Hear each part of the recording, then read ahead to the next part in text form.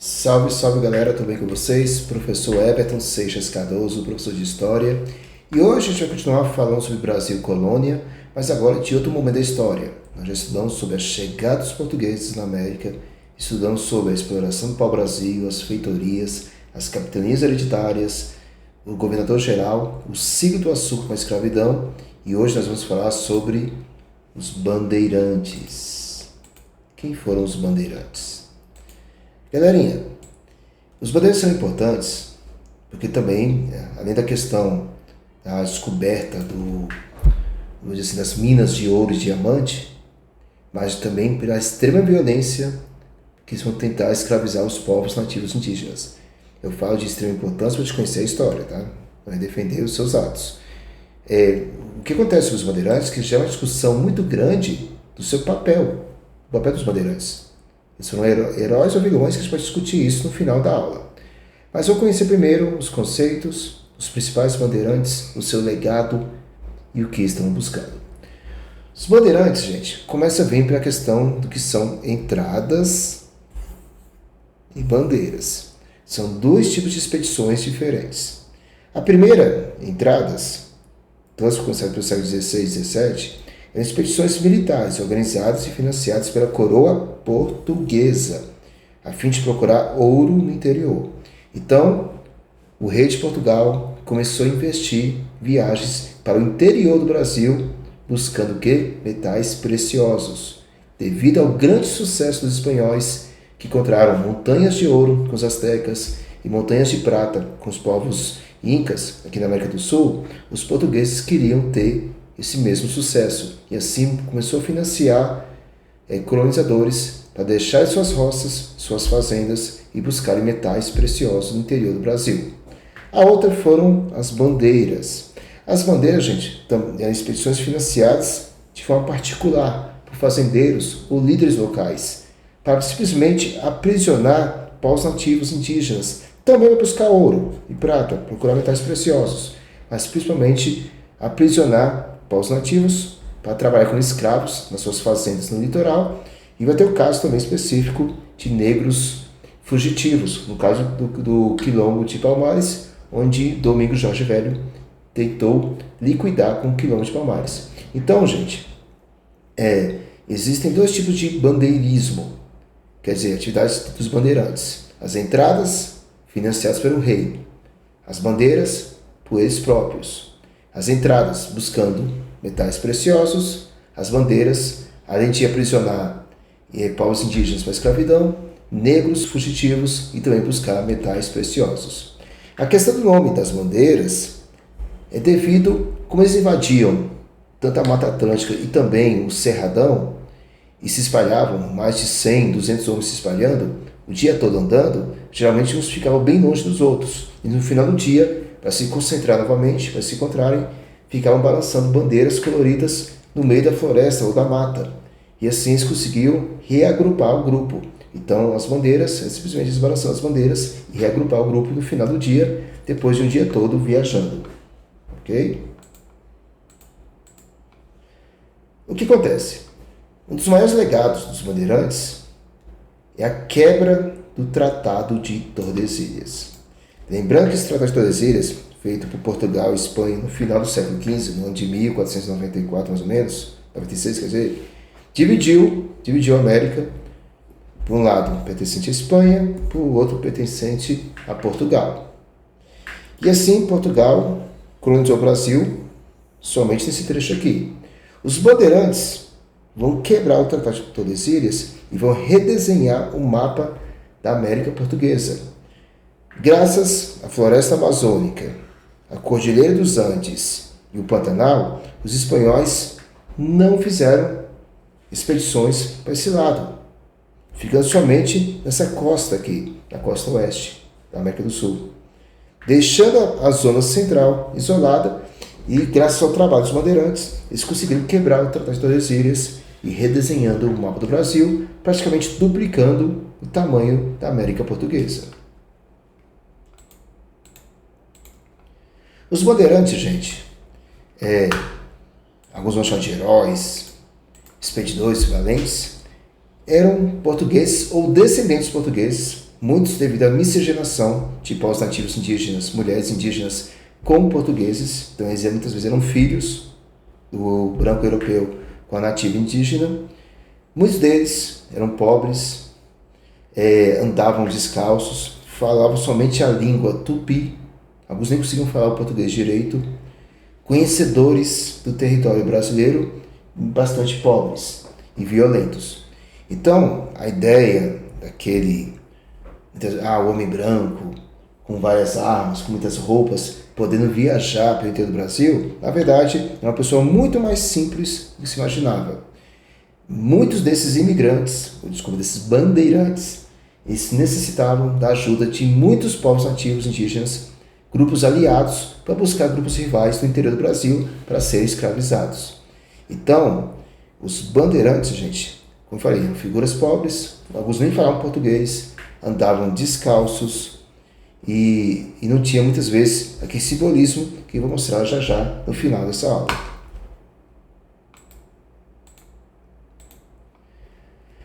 Uma coisa que marcou os bandeirantes foi a sua extrema violência na captura de povos nativos indígenas. Daí vem a questão se os bandeirantes foram heróis, desbravadores ou vilões, porque escravizaram os povos indígenas.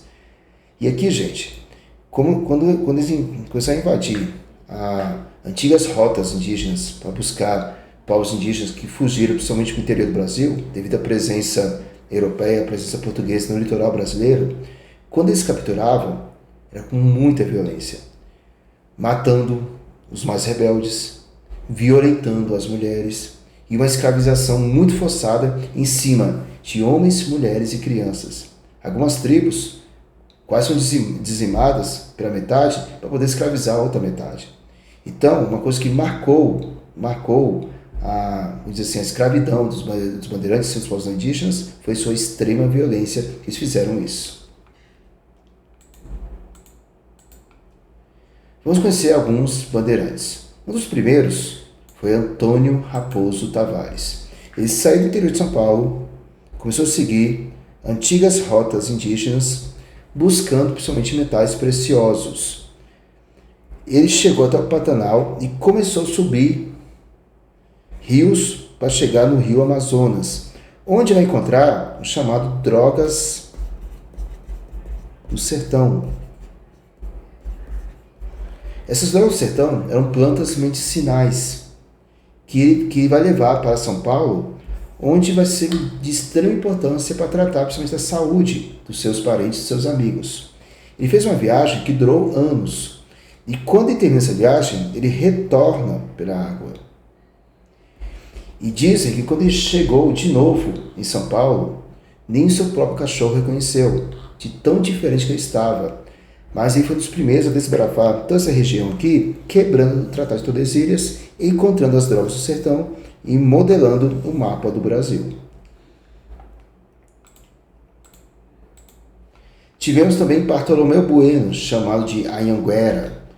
Anhanguera é uma palavra indígena que quer dizer diabo velho. Bartolomeu Bueno foi um dos bandeirantes mais violentos que já existiram, por causa da sua extrema violência para poder capturar índios, mas também pela busca de metais preciosos. Ele ajudou a encontrar metais preciosos na região onde hoje é Minas Gerais.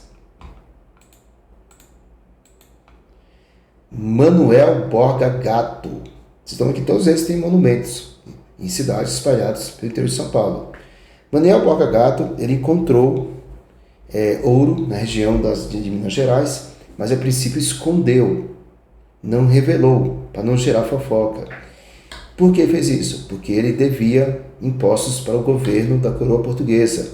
E quando os fiscais da coroa portuguesa, entre eles o Rodrigo Constantino, foi cobrar Borba Gato, ele acabou matando o fiscal da coroa portuguesa. E assim o rei decretou sua prisão imediata. E ele fez um acordo com o rei. Se eu revelar o local onde tem ouro, você me liberta e perdoe minha dívida?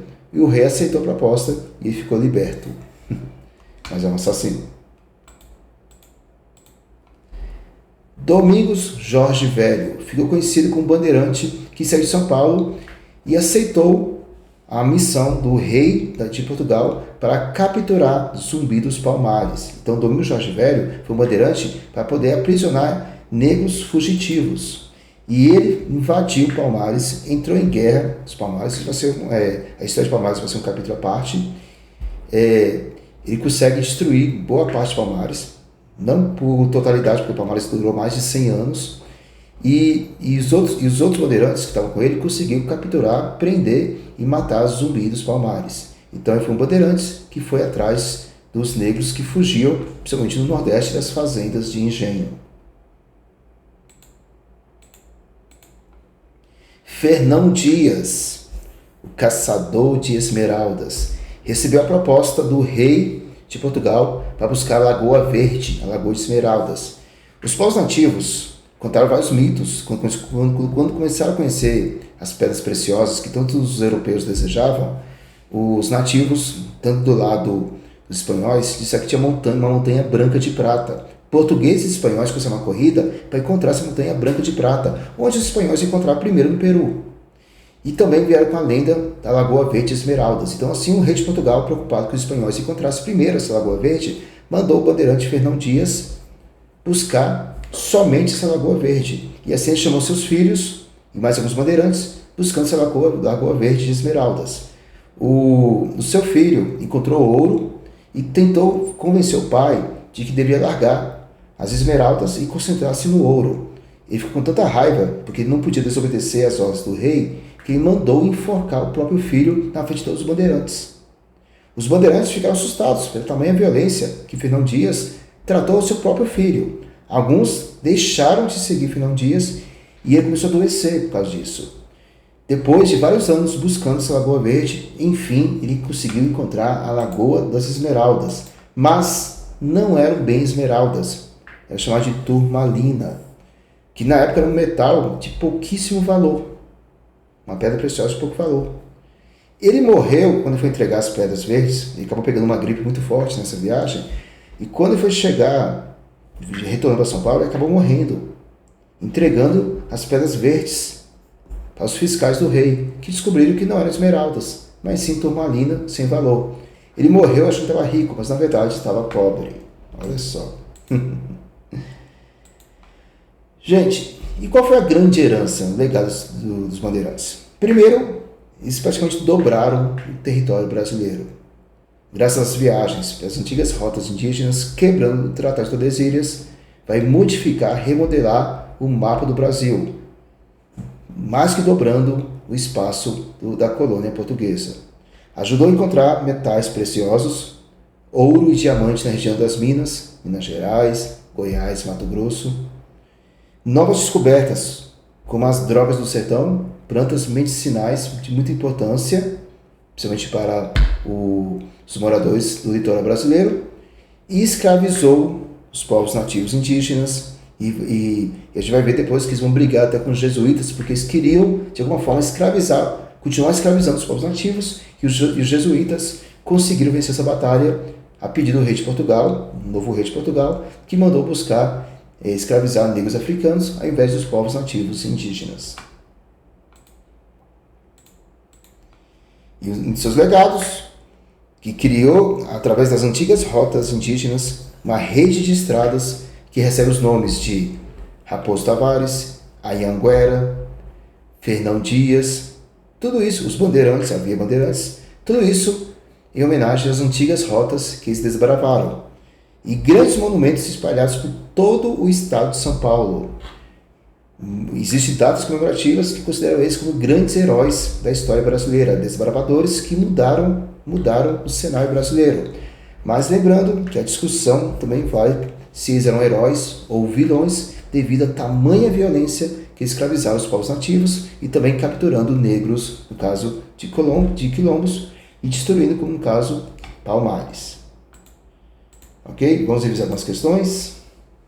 Questão: durante o período colonial brasileiro, essas expedições conhecidas como bandeiras tiveram papel determinante na expansão do território colonial, para além dos limites estipulados pelo Tratado de Tordesilhas. Do ponto de vista histórico, a atuação dos bandeirantes caracterizou-se essencialmente pela, vamos escolher somente uma, letra A, preservação pacífica da estrutura sociocultural dos povos nativos. Não, pelo contrário, eles dizimaram tribos nativas para poder escravizar. execução de planos estatais para colonizar pacificamente o interior. Eles queriam explorar, buscar metais preciosos, mas de forma muitas vezes violenta, entrando em choque e escravizando os povos nativos indígenas. C. Proteção militar das missões jesuítas perante invasões estrangeiras. Os jesuítas vão sofrer muito, principalmente no Rio Grande do Sul, por causa da briga com os espanhóis, querendo conquistar território e catequizar os índios. Os bandeirantes eram rivais dos jesuítas, não amigos. Letra D. Busca pela escravização indígena e exploração de minérios preciosos. Então a resposta correta é a letra D.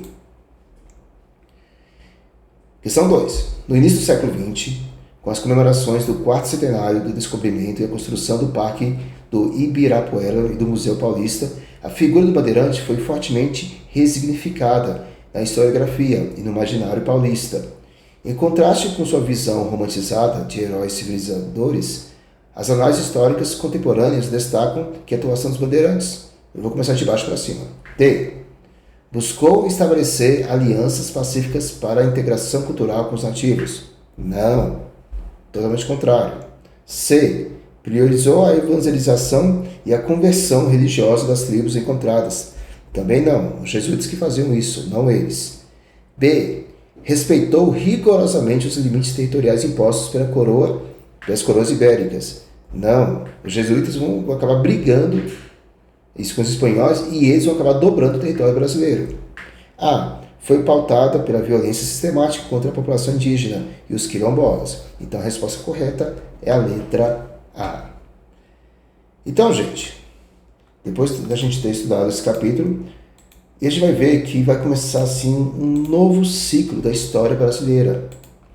Depois da decadência da produção de açúcar no Brasil, vai começar agora o ciclo dos metais preciosos, do ouro e do diamante, a região das minas, e assim uma concentração dos colonizadores saindo do litoral e agora começando a ir para o interior do Brasil, onde hoje é Minas Gerais, o estado de Goiás, pertinho aqui em Perinópolis e também até Mato Grosso, e transformando todo o mapa do território brasileiro, ok?